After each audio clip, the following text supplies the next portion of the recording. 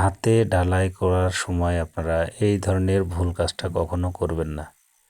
বালি খোয়া আগে সুন্দর করে মিশল করে নিয়ে তারপরে খোয়া দিয়ে আপনারা সিমেন্টটা আবারও সুন্দর করে মিশল করে নেবেন, নিয়ে বালিতে পানি দিয়ে সুন্দর করে বেলচা দিয়ে একবারের জায়গায় 5 বার ডলা দিয়ে আপনারা ঢালাইটা নরম করে করবেন। তাহলে আপনার কলম এবং লিন্টন যে ঢালাইটা করবেন অনেক সুন্দর একটি ঢালাই হবে।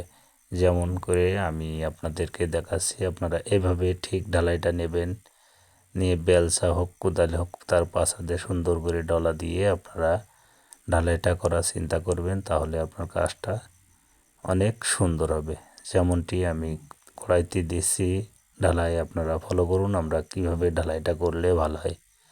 সঠিক নিয়মে কাজ করবেন, কখনো মহাজন ঠকানো চিন্তা করবেন না, কাজ কখনো ফাঁকি দেবেন না, তাহলে কাজে আপনার কখনো ফাঁকি দেবে না।